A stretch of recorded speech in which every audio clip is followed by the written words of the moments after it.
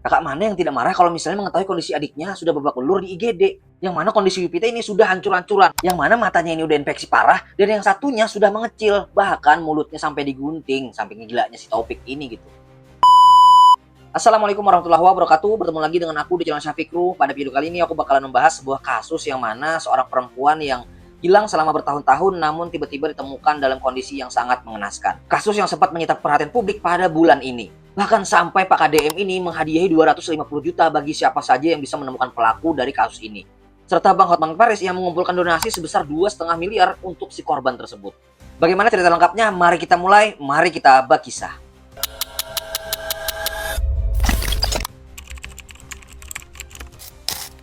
Kasus ini sempat bikin geger warga Jawa Barat karena seorang perempuan menghilang selama bertahun-tahun. Lalu fakta yang terungkap justru lebih mengerikan dari dugaan awal. Di balik cerita ini ada seorang perempuan bernama Yupita Tririzky, usianya 29 tahun yang berasal dari Ranca Ekek, Kabupaten Bandung. Yupita ini dikenal sebagai wanita yang biasa menjalani kehidupan normal seperti biasanya. Dia bekerja, bersosialisasi, dan juga tidak menunjukkan tanda-tanda kalau misalnya bakalan terjadi ataupun ada hal yang mencurigakan kepada si Yupita ini. Namun semua berubah ketika ia tiba-tiba dilaporkan hilang oleh pihak keluarganya tanpa jejak yang jelas. Keluarganya pun mulai panik karena Yupita ini tidak hanya hilang 1 hari 2 hari, melainkan berbulan-bulan hingga bertahun-tahun gitu. Namun di sisi lain ada juga yang menanyakan kemana peran keluarganya Yupita yang Yupita ini sudah pergi selama 3 tahun tapi tidak pernah serius mencari Yupita. Tuduhan itu pun langsung ditepis oleh keluarga Yupita dan mereka mengatakan kalau misalnya mereka ini serius mencari Yupita dari awal sampai sekarang selalu mencari gitu. Upaya pencarian dilakukan dari berbagai jalur, baik dari pihak mandiri maupun bantuan orang lain dengan jaringan sekitarnya. Di tengah proses itu, keluarganya pun menemukan pesan yang mana mengatakan kalau misalnya itu dari Yupita, dan dia mengatakan kalau misalnya tidak usah dicari lagi lah aku, dan jangan lagi menghubungiku gitu. Namun yang bikin keluarganya curiga adalah gaya bahasa yang ada dalam pesan tersebut, yang mana Yupita ini dikenal sebagai wanita yang sopan dan anak yang baik. Namun dalam chat tersebut mengatakan seakan-akan Yupita ini orang yang kasar dan berubah banget gitu. Hal ini membuat keluarga merasa ada sesuatu yang janggal dan muncul dugaan bahwa pesan itu bukan benar-benar dari Yupita. Di titik ini kasus Yupita mulai berubah dari awalnya kasus orang hilang biasa sampai menjadi dugaan situasi yang lebih serius. Sebelum dinyatakan hilang, Yupita terakhir kali diketahui masih beraktivitas normal di lingkungan keluarganya. Ia sempat terlihat di momen Idul Fitri tahun 2024 bersama keluarga. Setelah momen itu, Yupita masih bekerja di sebuah perusahaan makanan yang ada di Bandung.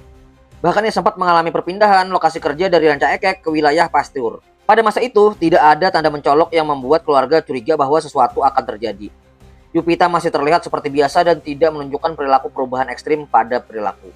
Tidak lama setelah itu, Yupita mulai mengenalkan seorang pria kepada keluarganya. Pria itu kemudian disebut sebagai pacarnya, yang awalnya mengaku sebagai bernama Yuda. Namun diketahui kalau misalnya nama sebenarnya Yuda ini adalah Taufik Hidayat. Identitas ini kemudian menjadi titik awal kecurigaan yang lebih mendalam dari keluarganya. Menurut informasi yang beredar, Taufik disebut sebagai berusia 30 tahun. Ia disebut bekerja sebagai debt collector. Meski ada versi lain yang mengatakan kalau misalnya mengaku ia sebagai anggota ormas. Dari sejumlah cerita yang muncul di lingkungan sekitar, Taufik diduga memiliki sifat temperamental. Bahkan disebut pernah memiliki konflik kekerasan dalam hubungan pernikahan sebelumnya. Setelah hubungan itu berjalan, Yupita pun menyampaikan ke keluarganya kalau misalnya dia itu dimutasi ke Majalengka. Alasan itu membuat keluarganya mengira kalau misalnya semuanya masih normal aja seperti perpindahan kerja seperti biasalah gitu ya. Namun sejak saat itu pola komunikasi Yupita mulai berubah. Awalnya masih bisa dihubungi, tapi intensitasnya semakin berkurang dari waktu ke waktu. Bulan demi bulan, komunikasi Yupita dan keluarganya ini menjadi sangat minim. Yang awalnya biasanya tiap hari komunikasi, sekarang menjadi seminggu sekali, bahkan menjadi sampai 1 bulan sekali. Hingga akhirnya di bulan kelima, komunikasi Yupita benar-benar berhenti total.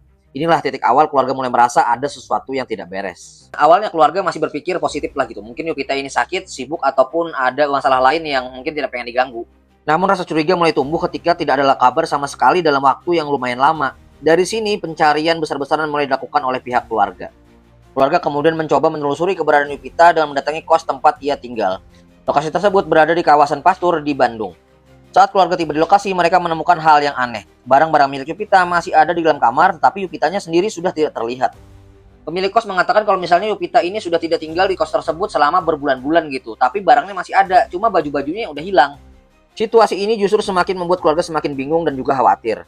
Karena tidak ada satupun kejelasan arah keberadaan Yupita setelah meninggalkan kos tersebut. Keluarga kemudian melanjutkan pencarian kemana tempat si Yupita ini bekerja. Harapannya agar pihak kantor bisa menunjukkan kemana keberadaan Yupita sekarang gitu. Namun jawaban yang mereka terima justru mengejutkan. Pihak kantor menyebutkan bahwa Yupita sudah mengundurkan diri dari beberapa bulan sebelumnya. Yang lebih mengejutkan lagi kalau misalnya surat pengunduran diri tersebut tidak langsung diantar oleh Yupita, melainkan diantar oleh seorang laki-laki yang mereka tidak kenal. Dari titik inilah keluarga mulai benar-benar merasa curiga ada yang tidak beres. Ada dugaan kuat bahwa ia dibawa atau dipengaruhi oleh seseorang. Keluarga mulai menyatukan potongan demi potongan kejadian janggal yang mereka temukan. Dan dari sinilah dugaan awal Yupita bersama Taufik mulai menjadi titik utama dalam pencarian. Sebelum benar-benar hilang, Yupita ini sempat memberikan kabar kalau misalnya dia itu bakalan dipindah ke Majalengka. Dalam kondisi yang membingungkan itu, Yupita sempat menghubungi keluarganya, namun bukan memberikan kabar baik, melainkan meminta agar unggahan pencarian dirinya dihapus di semua sosmed. Dan dalam percakapan tersebut, Yupita seakan-akan marah kepada keluarganya, ngapain sih nyari aku ini udah besar. Ia meminta agar dirinya itu tidak dicari lagi, dan dia mengatakan kalau misalnya aku baik-baik aja. Ucapan itu membuat keluarga semakin bingung dan khawatir, karena Yupita yang dikenal sebagai anak yang penuh dengan sikap baik, namun berbanding terbalik dengan hal yang pernah terjadi saat ini.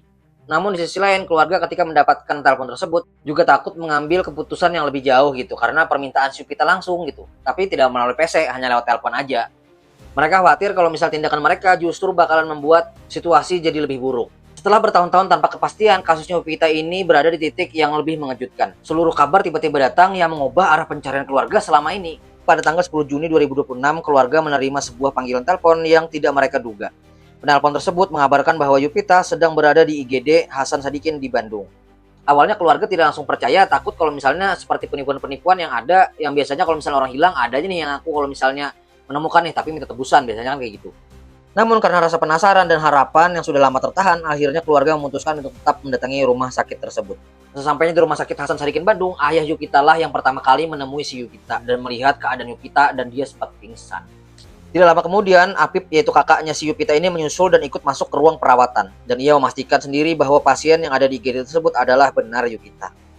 Saat keluarga langsung melihat kondisi Yupita, situasinya sangat jauh dari apa yang mereka bayangkan selama ini. Yupita mengalami luka di bagian kepala dan sudah mengalami infeksi yang lumayan serius di bagian mata dan juga anggota tubuh yang lainnya. Bagian wajahnya juga mengalami kerusakan akibat kekerasan fisik, termasuk bentuk hidung yang tidak normal akibat benturan dari benda tumpul. Selain itu, giginya juga habis semuanya, kayak bekas mengalami kekerasan dengan benda tumpul seperti kursi ataupun helm gitu. Di bagian bibirnya juga mengalami luka serius, bahkan sempat menjadi luka sayatan yang membuat kondisinya semakin kritis. Tidak hanya itu, di bagian tubuh Yupita yang lain ditemukan banyak luka sayat-sayatan yang benar-benar tidak masuk akal dan kejam banget gitu. Dalam kondisi tersebut, Yupita pun langsung meminta maaf kepada kakaknya kalau misalnya yang kemarin itu dia marah-marah itu bukan dia. Dia dalam ancaman seorang laki-laki gitu. Dan dari keterangan keluarga, ternyata orang yang pertama menghubungi keluarga Yupita adalah si Taufik. Dalam perkembangan kasus ini muncul juga pengakuan dari pemilik kos yang tempat Yupita ini tinggal. Ia mengaku kalau misalnya tidak mengetahui pasti apa yang terjadi di tempat kos antara Yupita dan juga si Taufik ini tinggal. Namun ia menyebutkan bahwa kamar tersebut sering dalam keadaan terkunci dari luar, sehingga ia dan penghuni lainnya tidak bisa melihat langsung dalam kondisi tersebut. Bahkan dalam beberapa kesempatan Taufik disebut membawa senjata tajam saat berada di lingkungan kos. Hal ini membuat penghuni lainnya merasa takut untuk bertindak. Dari titik ini polisi mulai bergerak dan mengatakan kalau misalnya Taufik ini menjadi DPO, orang yang dicari-cari sama polisi lah dari kasus tersebut. Bahkan sampai-sampai Pak Gubernur Jawa Barat yaitu Pak KDM mengatakan kalau misalnya dia bakal memberikan 250 juta bagi siapa aja yang bisa menemukan dan juga memberikan informasi aja agar si Taufik ini ditangkap. Namun setelah buron selama beberapa hari dan menjadi pencarian publik, Taufik ini akhirnya menyerahkan diri ke polisi ditemani oleh mantan bosnya yang mengatakan kamu harus bertanggung jawab atas kasus ini gitu. Akhirnya dia pun menyerahkan diri dan menyampaikan kalau misalnya dia siap ditangkap. Dan hingga saat ini proses kasusnya si Taufik ini masih berjalan dan dia masih ditahan di sebuah kepolisian. Dan belum ada putusan final bagaimana tentang hukumannya si Taufik tersebut. Tapi aku berharap kalau misalnya kasus ini bakalan ditangani secara transparan dan juga secara seadil-adilnya. Karena menurutku Taufik ini benar-benar gak masuk akal lagi dan psikopat parah gitu. Tega-teganya dia menggunting orang seperti itu. Enak banget gitu. Mungkin segitu aja penjelasan tentang kasus Yupita dan juga Taufik ini. Mudah-mudahan jadi pembelajaran kita semua dan semoga saja hal-hal yang seperti itu tidak pernah terjadi pada keluarga kita. Silahkan request di kolom komentar kalau misalnya kalian pengen request kasus yang pengen aku bahas di dalam channel ini. Terima kasih telah menonton. Assalamualaikum warahmatullahi wabarakatuh.